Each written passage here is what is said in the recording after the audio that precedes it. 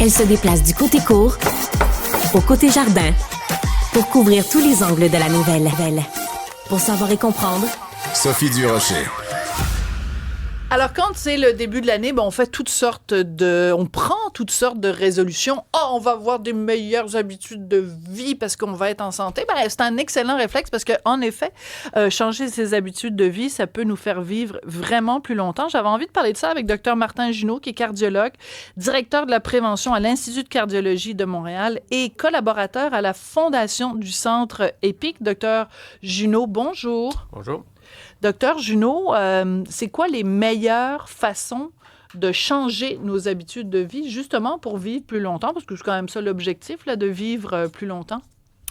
Oui, vivre plus longtemps, mais personne ne veut vivre très vieux en mauvaise santé. Hein? Oui, c'est vrai. Comme disait Woody Allen, l'éternité, c'est long, surtout vers la fin, là. Oui, puis, tu sais, les gens ont très peur. Moi, je me le fais dire souvent que ça me donne d'arrêter de fumer si je peux mourir à 97 ans dans un CHSLD avec une démence, etc. Ça fait que le but de la prévention, de changer ses habitudes de vie, c'est d'améliorer l'espérance de vie en santé. D'accord. Et puis l'espérance de vie en santé, malheureusement, elle est environ 10-12 ans moins que l'espérance de vie totale chez les Québécois, chez les Canadiens. Et puis partout dans le monde occidental, en ce moment, on voit que l'écart ne se rétrécit pas, au contraire. Les gens, autrement dit, tombent malades plus vite et passent plus longtemps avec une maladie chronique. Une des raisons à ça aussi, c'est non seulement l'obésité, etc., mais c'est aussi les traitements qui prolongent. Alors, moi, je dis toujours à mes patients, puis dans mes entrevues, l'idée, c'est pas de vivre très vieux, c'est de vivre le plus vieux possible en santé, pour en profiter. Puis ce que je dis, c'est que les Québécois, c'est bête, là, mais ils perdent une décennie de vie.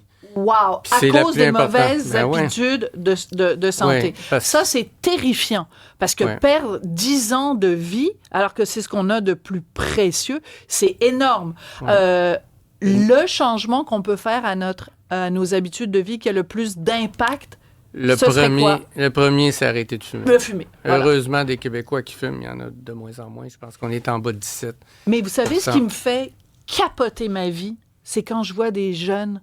Des fois, tu sais, je passe devant des écoles ou quand j'allais chercher mon fils à l'école ou même au cégep, puis que je vois des jeunes qui fument, je me dis, voyons, vous êtes pas au courant, vous n'avez pas suivi l'actualité. Il y en a vraiment de moins en moins. Oui, mais il y en a. C'est un de trop. Oui, mais juste pour vous donner un chiffre, là, en 2000, 20 % des jeunes Québécois de 12 à... Les ados, là, fumaient à l'école secondaire. C'était pas loin de 20. Maintenant, c'est 2 %. Wow! Donc, on a vraiment diminué, passé de 20 % à 2 %. C'est énorme. Donc, les nouvelles sont bonnes. Donc, le premier changement qu'on devrait faire, d'abord, arrêter de fumer. Le deuxième, mettons, si on les prend vraiment en ordre. Moi, je dirais l'alimentation. Oui. Avant l'exercice. Vous diriez quoi? Viande rouge?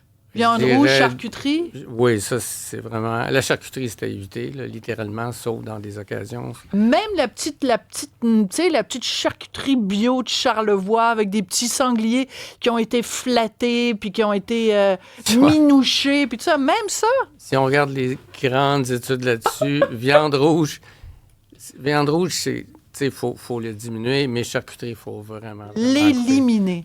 C'est un peu comme d'autres choses. Saucisson que ça me fait de la peine.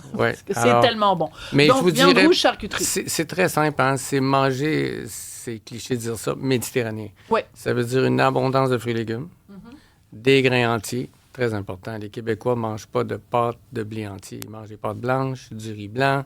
Tout est blanc, là. Alors, le riz, acheter le grain entier, c'est excellent. Il y a beaucoup plus de fibres, des minéraux, tout ça. Même chose pour les pâtes de blé entier ou peu importe, là, de grains entiers. On s'habitue vite au changement, puis ça fait une bonne différence. Alors, c'est meilleur pour c'est plus de fibres, évidemment. C'est meilleur pour le transit, etc., etc. Le microbiome. Oui. On pourra en parler tantôt, mais le microbiome, on s'aperçoit que c'est pas une masse inerte, là. Ça affecte l'immunité, ça affecte le cerveau, ça affecte à peu près tous les organes. Donc, plus de grains entiers, plus de noix, Québécois ne mangent pas de noix. C'est un Ça, peu cher. Ça, j'avoue. Ouais. Oui, mais par exemple, tu sais, je veux dire, préparer une petite salade, rajouter une coupe de noix de Grenoble. Ouais. Tu sais, quand on a besoin d'une collation, ça se voit que j'ai Isabelle Huot avec moi une fois par semaine. Mais rajouter, tu sais, comme une collation, au lieu de prendre une bartende ou des affaires ultra transformées, une petite poignée de noisettes. Mais c'est vrai que les noix coûtent cher, Dr Junot. Oui. Puis on peut revenir là-dessus sur le prix. C'est pas normal que dans nos sociétés, bien manger coûte cher. Oui. Ça devrait être le focus du gouvernement. J'ai eu l'occasion d'en parler souvent à des gens au ministère. Là. Et est-ce qu'ils à la vous santé. écoutent? Quand vous leur parlez, ils vous écoutent? Oui, sauf que j'ai un peu l'impression qu'ils ont comme une impuissance acquise là, face au lobby, les industriels, tout ça, le lobby du porc, du bœuf, du lait, etc. Ouais. C'est drôle, hein, le lobby du bleuet puis du pois chiche, il n'y a pas beaucoup de puissance au Québec, c'est dommage. Si on regarde les subventions, j'ai pas les chiffres, mais les subventions aux maraîchers, puis tout ça, là, pour avoir des légumes, des fruits à moindre coût, c'est très, très faible comparé aux subventions lait, porc, bœuf, etc. Là. Bon, alors je note que mais ça, c'est mondial. Hein. Oui, mais je note quand même que vous mettez le lait dans les domaines agricoles subventionnés, alors au détriment, par exemple, des fruits et légumes. Donc, ça veut dire que pour vous, le lait n'est pas un élément qui est... C'est neutre. C'est neutre. Quand on regarde le lait, c'est neutre. Je dirais ni bon ni mauvais. C'est pas vrai qu'il faut boire du lait pour contrer l'ostéoporose. Là. On est les champions de l'ostéoporose. Répétez-le, s'il vous plaît, Dr Junot, parce qu'on se fait encore dire cette fausseté-là. Vous voulez pas avoir l'ostéoporose? Buvez du lait, mangez du fromage. C'est pas vrai. Non, la meilleure façon de ne pas avoir d'ostéoporose, c'est de bien manger, une diète très équilibrée, et de faire de l'exercice. Bon, l'exercice. Ouais. Alors, évidemment, ça, c'est très important pour toutes sortes de raisons. J'avais juste un autre point. Allez-y. Les légumineuses. Ah, ben oui. Ça c'est pour coûte ça que rien. je parlais du lobby du pois chiche. Alors, ça coûte rien. Ça fait péter un petit peu, les légumineuses. Mais vous pouvez faire tremper 24 heures. Ah? C'est ça le truc. Vous le faites tremper 24 heures, puis il y a très, très peu de symptômes digestifs. Donc, vous n'avez jamais de gaz? Jamais. Ouais. C'est des révélations aujourd'hui, Dr Junot. Je suis végétarien à 90 là. OK, donc le 10 qui n'est pas végétarien, c'est quoi? Vraiment du poisson. Donc vous avez un petit peu de poulet de temps en temps? Pas rarement, du tout. Mais rarement. Oui, mais rarement. OK, mais si je vous invite à souper chez moi... Je dis aux gens qui m'invitent de ne pas faire de changement. Là. Je vais même manger du bœuf, là, mais c'est extrêmement rare. OK, vous êtes un végétarien parlable. Oui. Vous n'êtes pas un végétarien embêtant. Non. Vous ne faites pas suer. Non. Parfait. L'exercice, le lien entre l'exercice et la prévention du déclin cognitif, ça, j'avoue que ça me passionne. Moi, j'essaie de m'entraîner le plus possible, le plus souvent possible, dans le plaisir. Pas que ça devienne une tâche, une obligation, surtout pas une punition. Moi, j'aime ça danser, fait que je m'en vais danser. Mais en quoi ça m'aide avec mon déclin cognitif? Bien, un des premiers à faire de la recherche là-dessus, c'est un Québécois, je pense que vous allez le recevoir. C'est Dr Louis Bérère, un neuropsychologue, qui a une quinzaine d'années a fait son postdoc là-dessus, l'exercice pour la prévention du déclin cognitif. Puis à l'époque, on ne remonte pas à 50 ans, là, il y a une quinzaine d'années. Tout le monde croyait que les démences, Alzheimer et autres, là, c'était purement génétique. Puis c'est inévitable. Oui. Voilà. Et puis, des données semblaient montrer que l'exercice pouvait améliorer les fonctions cognitives puis prévenir ou ralentir le déclin. Et puis maintenant, tout le monde le sait. Là. Grâce au docteur Louis Bérère, c'est une fierté québécoise, et d'autres. Lui et d'autres, son patron et d'autres. Mais ça, c'est passionnant. Il était un des premiers à en parler. Mais c'est passionnant, docteur Junot, parce que c'est une inquiétude. Hein? On voit, on s'est rempli, il y a des centenaires, donc on voit des gens qui vivent vieux. Mais si c'est pour vivre avec la démence ou toutes sortes de maladies connexes, c'est sûr que ça fait une fin de vie qui est plate. Donc, si on s'entraîne... On arrive à prévenir ça, donc avoir une meilleure santé de ce qui se passe entre les deux oreilles. Meilleure santé cognitive. Et puis, l'exercice va affecter, Dr Bérère, pour vous en parler plus, mais l'exercice fait ça, puis on pourrait parler des types d'exercices. La danse, c'est génial. Mais aussi un peu de musculation, pas des poids et haltères très lourds, là, mais juste renforcer ses muscles, c'est particulièrement bon pour le cerveau. Okay. Et on a appris il y a quelques années qu'il y a des molécules, c'est assez flyé, là, mais il y a des molécules libérées par les muscles qu'on appelle les exerkines, qui vont au cerveau. Exerkine. Et qui vont, si on veut, influencer nos processus cognitifs. Mais c'est passionnant. Ouais. Donc, la prochaine fois, je vais manger des pois chiches. Je vais les faire tremper pour pas péter quand je vais au gym. Ouais. Je vais aller au gym. Je vais faire d'abord un petit peu de muscu, Ouais. soulever de la fonte, comme dans la chanson. Puis ensuite, je vais aller danser. Puis là, je vais être correct. Puis je vais vivre. Hey, les auditeurs, je vais vivre jusqu'à 100 ans. Je vais avoir toute ma tête. Je vais continuer à faire des controverses. Par exemple. Non, mais c'est ça qu'on souhaite. Ouais. Vivre longtemps. Il y a beaucoup de questionnements. Puis, tu sais, il y a des modes aussi dans l'alimentation, puis dans l'exercice, puis dans la santé. Par exemple, le lien entre l'alcool et la santé. Le consensus scientifique maintenant, c'est quoi? Ah, c'est toute une controverse. Je connais pas beaucoup de sujets plus controversés que ça, surtout en ce moment.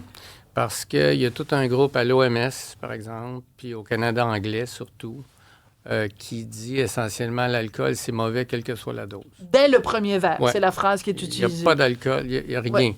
Et ça, c'est, je dirais, un extrême, mais qui est très à la mode en ce moment dans les milieux scientifiques. Bien, c'est-à-dire qu'à partir du moment où ces gens-là, dans cette école de pensée-là, disent l'alcool est un poison. Donc, c'est sûr que personne dirait « Ah, ben c'est un poison, prends un petit verre de poison, ça fera pas de mal. » À partir du moment où on déclare que c'est vraiment néfaste et poison, ben, c'est sûr que même un verre, c'est déjà un verre de trop.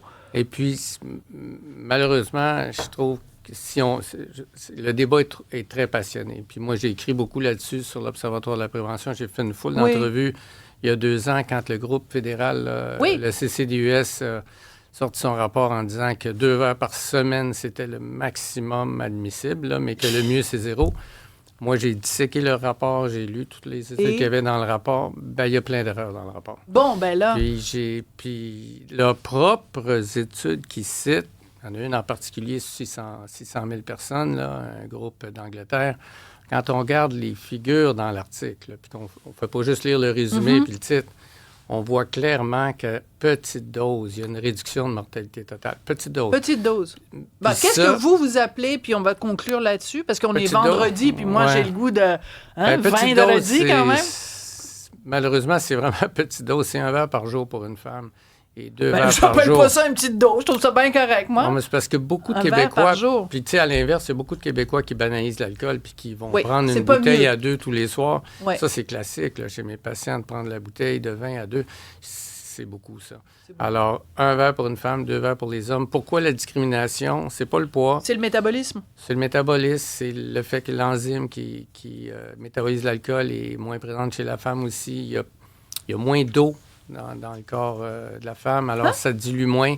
Alors, les femmes sont plus sensibles. Des os ou de l'eau? Ah, de l'eau. Oui, okay, H2O. Parfait. Alors, c'est pour ça. Puis un verre, ben c'est 5 onces de vin, c'est une bière ou c'est 1,5 onces de fort. Alors, donc, je vais aller danser, manger des pois chiches, puis prendre un verre de vin par jour, puis je vais vivre vieille. Merci, c'est toujours un plaisir de vous parler. Docteur Martin Junot, je rappelle que vous êtes cardiologue, directeur de la prévention à l'Institut de cardiologie de Montréal et collaborateur à la fondation du Centre EPIC. Directeur de l'Observatoire de la prévention. J'ai un jeune cardiologue qui a pris ma place il y a 3 ans. Bon, ben écoutez, on va mettre ça à jour parce qu'on voudrait surtout pas mal vous présenter. Hey, c'est un crime de... Ça, c'est presque aussi grave que mégenrer quelqu'un. Pas pour moi, c'est pour... Ben oui, pour votre collègue qui a pris votre place. Bien sûr. Merci beaucoup, Dr. Junot. C'est un plaisir.